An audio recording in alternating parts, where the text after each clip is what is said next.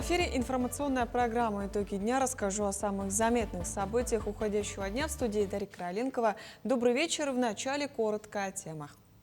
В Якутске начался сезонный ремонт дорог. Работы проведут сразу на 8 объектах общей протяженностью около 7 километров.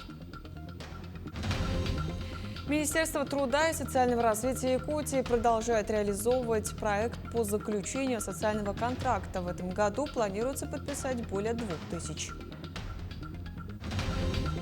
Неделя популяризации донорства крови и костного мозга стартовала в России. Узнаем, как она проходит в Якутии. В культурном центре «Сергеляхские огни» прошла презентация международного проекта «Театр Боутура». Студенты представили документальные новеллы о жизни якутского балета. Клим Калужских возвращается. Молодой человек на велосипеде с аккордеоном в этом году впервые прочувствовал на себе якутский мороз. Узнаем, куда он держит путь дальше.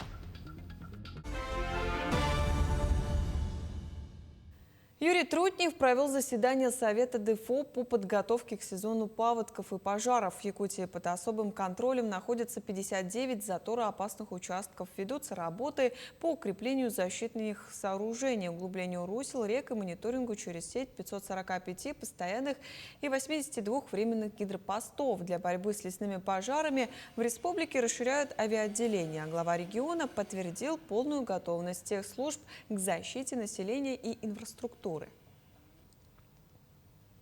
В Якутске начался сезонный ремонт дорог в рамках нацпроекта «Инфраструктура для жизни». Работы проведут сразу на 8 объектах общей протяженностью около 7 километров. Большая часть работ развернется летом, однако уже сейчас дорожники выходят на первые участки, проводят подготовительные работы и устраняют наиболее проблемные зоны после зимы.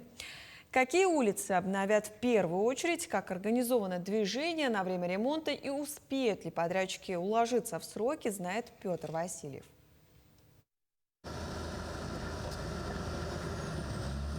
В этом году в нормативное состояние приведут сразу 8 участков уличной дорожной сети столицы. Один из ключевых объектов – улица 50 лет Советской армии. Это важная магистраль, соединяющая несколько районов города. Ее состояние давно вызывало нарекания и у автомобилистов, и у пешеходов. В прошлом году работа начата. Данный объект у нас переходит 25-27 года, трехгодичный. Протяженность участка 2,2 километра. Подрядная организация «Рик Автодор». В прошлом году произведены работы по замене слабонесущих грунтов от улицы Бабушка до Своротного грузовой спорт. В настоящее время ведутся работы от улицы Лева Невского до Свороток, до грузового причала. Соответственно, в этом году планом дорожных работ предусмотрено устройство асфальтобетонного покрытия от улицы Бабушкина до улицы Лева Невского и от улицы Лева Невского до улицы Калвица будет переходной теперь, то есть в щебеночном основании. Особое внимание к качеству дорожного покрытия. Улица во все сезоны испытывает серьезную нагрузку из-за движения тяжелого транспорта. На этом участке у нас проектно-сметная документация разработана трехслойное покрытие. Общая толщина составляет 23 сантиметра. Это с учетом того, что данная дорожная сеть более нагружена. Исходя из этого и такой толщина слоя. Также в этом году приведут в порядок следующие участки дорог. Сергеляхское шоссе от кольца Гемиина до дома номер 1 на 8 километре. Улица Лизы Чайкиной от Чернышевского до Крупской. Улица Халтурина от Строителей до Якутской. Улица Дачная в микрорайоне Кангаласы. И перекресток улиц Хабарова, Ярославского, Чернышевского и Ефимова. Дорожный сезон в Якутске только набирает обороты. Впереди основные объемы работ, которые традиционно придутся на летние месяцы. Петр Васильев, Артумен Наговицын, Якутск. В мае некоторым категориям россиян повысят пенсии, хотя общей индексации не будет. Прибавку получат бывшие члены летных экипажей авиации и работники угольной промышленности, граждане которым в апреле исполнилось 80 лет, и те, кому присвоили первую группу инвалидности. Пенсионеры с иждивенцами. Кроме того, дополнительные выплаты ко Дню Победы по 10 тысяч рублей положены инвалидам и участникам Великой Отечественной войны, которые живут в России, Латвии, Литве и Эстонии. А еще все россияне получат пенсии и пособия за май досрочно. Министерство труда и социального развития Якутии продолжает реализовывать проект по заключению социального контракта. В этом году планируется подписание более 2000 договоров по нескольким направлениям. Подробнее о социальном контракте расскажет Вероника Таюрская. Социальный контракт – это прежде всего помощь гражданам, попавшим в сложную жизненную ситуацию. Документы можно подать по следующим направлениям: поиск работы, осуществление индивидуальной предпринимательской деятельности и ведение личного подсобного хозяйства. В 2026 году к ним добавилось направление «Теплый дом», позволяющее провести ремонт электропроводки или печного отопления. Заключить соцконтракт могут малоимущие семьи, граждане с доходом ниже прожиточного минимума, а также участники специальной военной операции. У нас есть замечательное направление – это поддержку семей и самих участников специальной военной операции. Если в прошлом году данная категория граждан не могла пройти, потому что среднедушевой доход одного члена такой семьи он превышал прожиточный минимум, да, то в этом году заявления принимаются без расчета среднедушевого дохода. При этом гражданин должен взять в Госфонде защитника Отечества рекомендательное письмо. Да? Он должен состоять в центре занятости в качестве ищущего работу и открыть собственное дело. Воспользовалась возможностью заключения социального контракта Жанна Вьючина. К своей мечте девушка шла 4 года. И вот в сентябре 2025 года ее детище увидело свет. Для этого потребовалось собрать необходимые документы, пройти собеседование и заполнить тест. После чего девушке одобрили субсидию в размере 350 тысяч рублей. На эти средства девушка открыла кабинет психологической помощи, где проводит консультации с помощью игр. Такие моменты в жизни, они очень сильно вдохновляют. И действительно у тебя вот эта поддержка и ощущение, что ты в этом мире далеко не один, намного чего вдохновляет. Мой проект уже работает очень успешно, около 8 месяцев. За это время я создала свои курсы, создала свои проекты, начала писать книгу. Представляете, об этом я даже и не думала раньше, что у меня есть такие инструменты. И за эти 8 месяцев для многих именно этот кабинет стал точкой, с которой начинается новая жизнь. И я с огромным удовольствием помогаю людям, реализовывая свое дело, им благодаря тому, что в нашей стране есть такие инструменты, которые всегда поддержат. Важно помнить, что получатель социального контракта должен отчитаться за использование субсидий в течение 3 месяцев, встать на учет в Центр занятости, зарегистрироваться самозанятым или в качестве индивидуального предпринимателя, выполнить программу социальной адаптации. Ну а заключить контракт можно через МФЦ, администрацию города или района, через портал госуслуги, Управление социальной защиты населения. Вероника Таюрская, Станислав Потапов, Якутск. Российские войска на территории Харьковской области уверенно продвигаются вперед. Вражеские формирования отступают с пешки, иногда оставляя сюрпризы для наших военных. Что именно можно найти во вражеском блиндаже после отступления, расскажет наш военный корреспондент Александр Хавренко.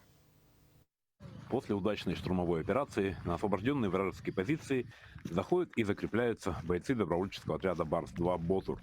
При заходе на новые позиции в первую очередь проводится разминирование и осмотр блиндажей и траншей. После взятия нашими штурмовиками одной лесополки нам дан был приказ 3-й роты закрепиться там.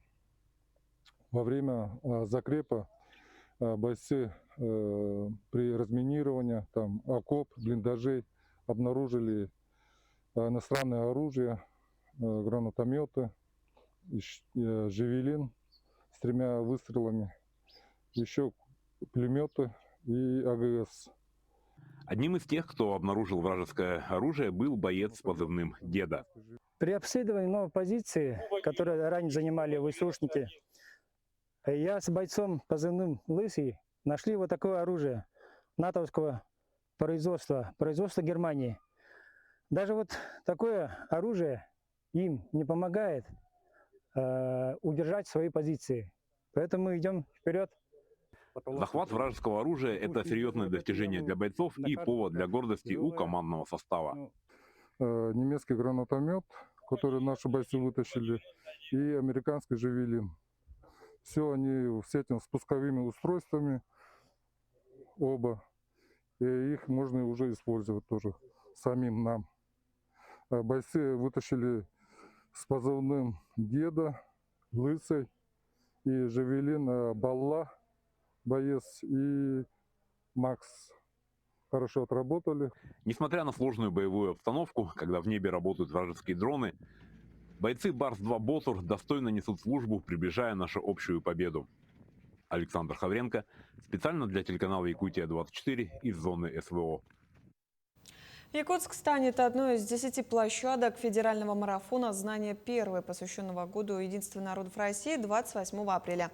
Более 100 лекторов обсудят с молодежью вклад разных народов в развитие страны, вопросы преемственности поколений и сохранения культурного многообразия. За 3 дня мероприятие объединит свыше 17 тысяч участников по всей России. А для представителей СМИ регистрация открыта до 21 апреля.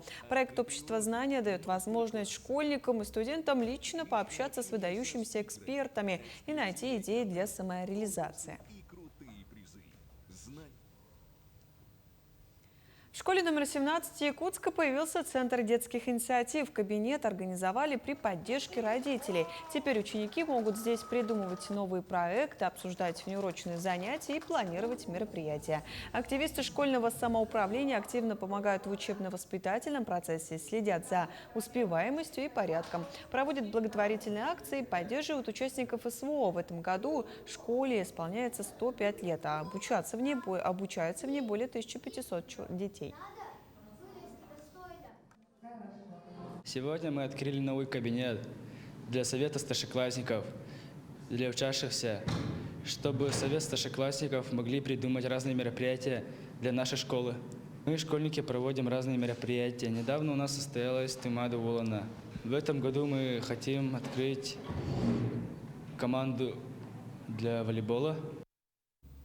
Неделя популяризации донорства крови и костного мозга стартовала в России. Мероприятие приурочено к Национальному дню донора, который отмечают 20 апреля. Как неделя стартовала в якутской станции переливания крови, расскажет Саргалана Неустроева. 13 апреля на станцию переливания крови прибыл отряд МЧС. Цель та же, что и всегда – спасти как можно больше жизней, хоть и немного нетрадиционным способом – сдачей крови. Для специалистов министерства процедура не в новинку. Наши сотрудники являются активными донорами. Мы регулярно сдаем кровь, в зависимости от срока, либо в рамках каких-либо акций, которые подготовлены непосредственно станции переливания крови или другими учреждениями, где можно сдать кровь. И также в единоличном порядке приезжаем, сдаем кровь. К примеру, сама Ксения донором является еще с 18 лет. Для нее это не какой-то высокий нравственный долг. Это норма, потому что есть примеры. У меня родители доноры в том числе, сдавали кровь, по мере своих возможностей. В окружении друзья. В день своего 18-летия сбежала с пар и поехала сдавать кровь. На меня так посмотрели, я такая говорю, да, у меня сегодня день рождения, и я сегодня хочу сдать кровь. Как отмечает Любовь Давыдова, заведующая отделом заготовки крови, все доноры станции – люди, готовые прийти на помощь в любую минуту. У нас даже был донор, он потом стал почетным донором России. Нам нужна была у него редкая группа крови, 4-я положительная. Мы его вызвали, а он как раз ехал в командировку по дороге в аэропорт. Конечно, вернулся и сдал. То есть люди, которые действительно хотят оказать помощь, конечно, они откликаются на все наши вызовы. Всего в одном только Якутске сегодня насчитывается порядка 9 тысяч доноров крови. Намного меньше доноров костного мозга. Но и эта процедура постепенно набирает популярность. С развитием медицины берут его из вены, не из кости могут брать, поэтому не так уж это и болезненно. Да, в нашей республике сейчас вступило в регистр примерно 1000 человек. Это именно с нашей Якутии, и донорами стали 5 человек уже. Важно понимать, что донорство – это ответственный и осознанный шаг. К сдаче крови или костного мозга необходимо готовиться заранее, соблюдать диету, исключить вредные привычки и даже выспаться надо хотя бы потому, чтобы не навредить самому себе. Саргалана Неустроева, Иван Сорокаумов, Якутск. В Якутске 15 апреля откроется региональный центр маркировки «Честный знак», созданный Центром «Мой бизнес» совместно с оператором ЦРПТ. Новая площадка станет единым окном поддержки для предпринимателей, где они смогут получить консультации по законодательству, техническую помощь и пройти регистрацию в системе. В программе открытия запланирована презентация стратегии маркировки, диалог с контрольными ведомствами и сессия ответов на вопросы. Мероприятие пройдет в медиацентре в рамках нацпроекта по поддержке экономики. В Алданском районе возобновят археологические раскопки. Цель ученых – найти артефакты Бутальского острога, который был построен российскими первопроходцами в 1638 году. Подробнее у Руслана Павлова. Исторически важное соглашение о сотрудничестве в области сохранения объектов культурного наследия подписано между администрацией Алданского района, Управлением по охране объектов культурного наследия республики и Арктическим научно-исследовательским центром Якутии. Цель сотрудничества – создание условий для всестороннего изучения, сохранения и использования объектов культурного наследия района. Мы рассчитываем, что благодаря заключенному сегодня соглашению будем изучать территорию Алданского района на десятилетия вперед. То есть это не должно стать одномоментной кампанией, когда поработали сезон или два и ушли. Мы должны постоянно, год из года, изучать шаг за шагом территорию района. Разные эпохи, разные культуры, разные места. В этом году мы предложили начать с территории нахождения Бутальского острога, но это только начало. Алданская земля хранит в себе следы древнейших культур эпохи неолита, палеолита и дальше вглубь времен. Археологи и историки хотят доказать, что Якутия – это территория древних людей и кладезь артефактов.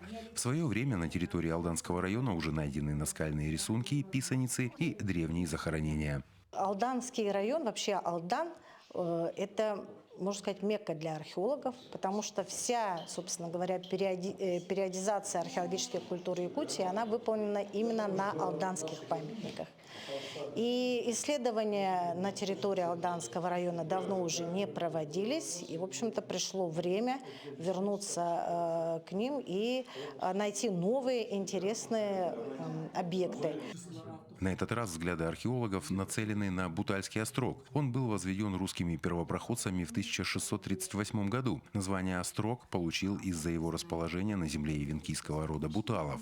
Точное местонахождение острога неизвестно, однако в 1989 году прошлого столетия историки пришли к выводу, что острог находится возле села Кутана в Алданском районе Якутии. Ну и к тому же значимость Бутальского острога заключается еще и в том, что именно отсюда был совершен первый поход русских землепроходцев на побережье Тихого океана. К работе в научной экспедиции, формирование которой по сути уже началось, планирует привлекать студентов археологических и исторических вузов, а также волонтеров. Мы все-таки получим новые знания, новую историю о том, что было здесь. Это все-таки позволит, наверное, и молодому поколению переосмыслить, наполниться гордостью, да, в своем крае. И мы надеемся, что новые, скажем так, новая когорта историков, археологов, краеведов, она появится, потому что если ребята получат опыт работы, опыт участия в таких экспедиционных вещах, опыт участия в школах таких, которые мы планируем проводить. Поиски Бутальского острога планируют начать уже этим летом. По словам специалистов, в процессе исследований будут применяться современные технологии, в том числе и искусственный интеллект, что, по мнению ученых, пророчит успех мероприятию. Руслан Павлов, Сергей Шипачев, Александр Лукин, Алдан.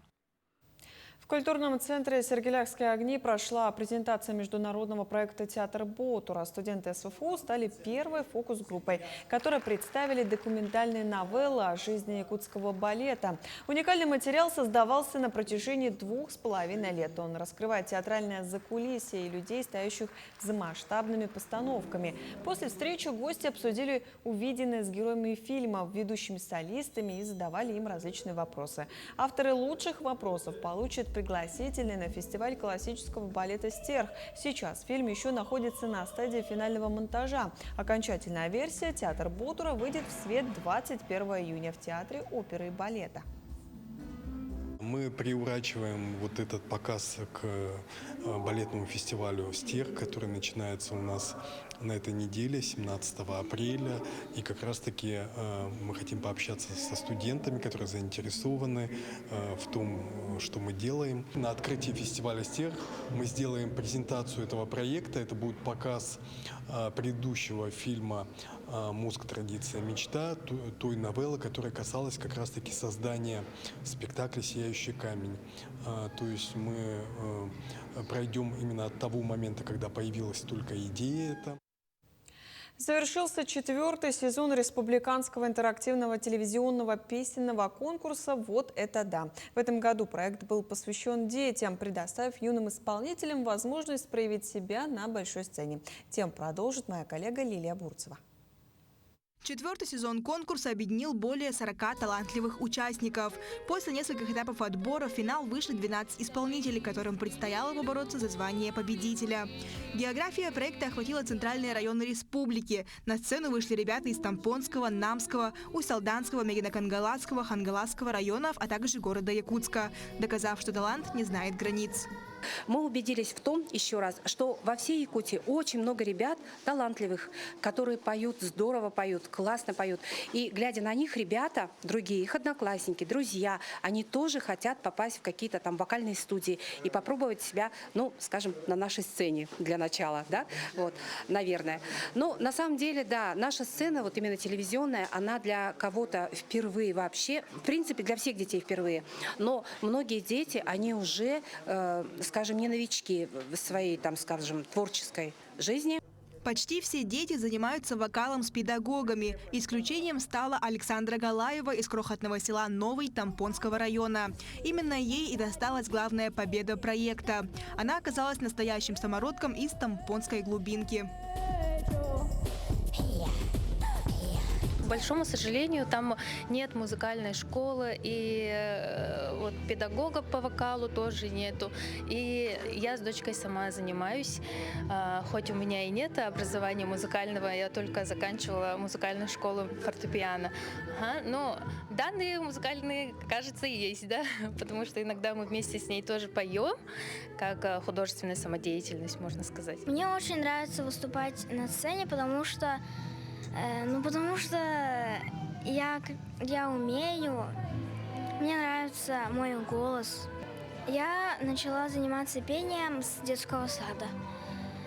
С детского сада меня учила моя учительница и моя мама. Истории таких участников наглядно демонстрируют, насколько важна поддержка детских творческих инициатив. Именно на подобных конкурсах ребятам выпадает шанс продемонстрировать свой талант и получить опыт конкурсных выступлений. Проекты связаны с детьми в любой области. Образования, спорта, здоровья и, конечно, культуры и искусства – это всегда приоритет для Полиметалла. Потому что мы же прекрасно понимаем, что эти дети через очень короткое время вырастут, но они будут немножко другие, потому что они будут более смелые, более уже проявленные. Дети, люди, которые уже умеют и видят красоту, свободно мыслящие, не боящиеся себя проявить. И мы же понимаем, какое будет уже влияние у этих людей, как они будут заражать других людей, свое окружение, ну и, соответственно, вся та польза, которую они могут принести родине, Якутии, неважно, в какой они будут сфере работать. Конкурс «Вот это да» продолжает открывать новые имена и вдохновлять детей на творческое развитие. Для многих участников это лишь начало пути к большой сцене. Лилия Бурцева, Джулустан Иннокентьев, Якутск. Любовь к путешествиям и музыке – смесь гремучая, живое воплощение тому Клим Калужских. Молодой человек проездил на велосипеде с аккордеоном наперевес почти всю Россию. А в этом году впервые прочувствовал на себе якутский 5-градусный мороз. Куда любитель экстрима держит путь дальше, узнала наша съемочная группа.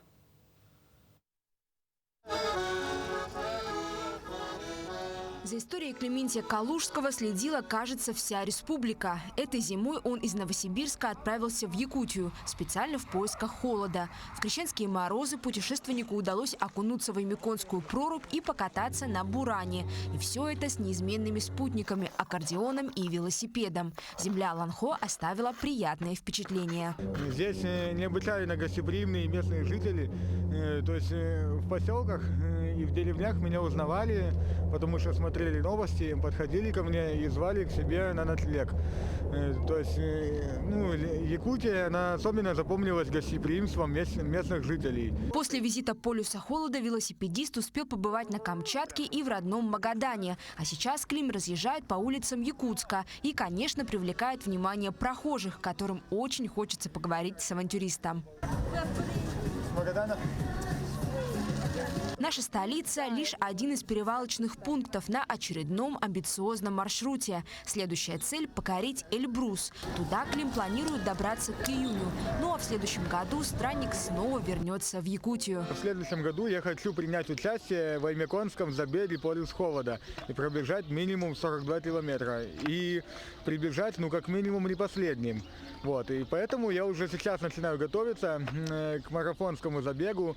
Куда бы ни привели приключения, молодой человек уверен, он не пропадет, пока под ним его верный железный конь. А все сложности пути сгладят звуки гармоники и любимые песни. Климу любые дорогие дороги.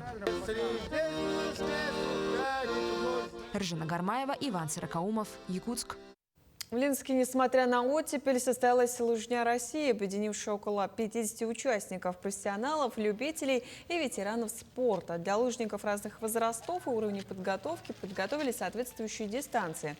Все участники успешно дошли до финиша и получили заряд бодрости, а победителям и призерам вручили традиционные памятные шапочки с символикой мероприятия. Это были все новости к этому часу. До встречи в дальнейших эфирах.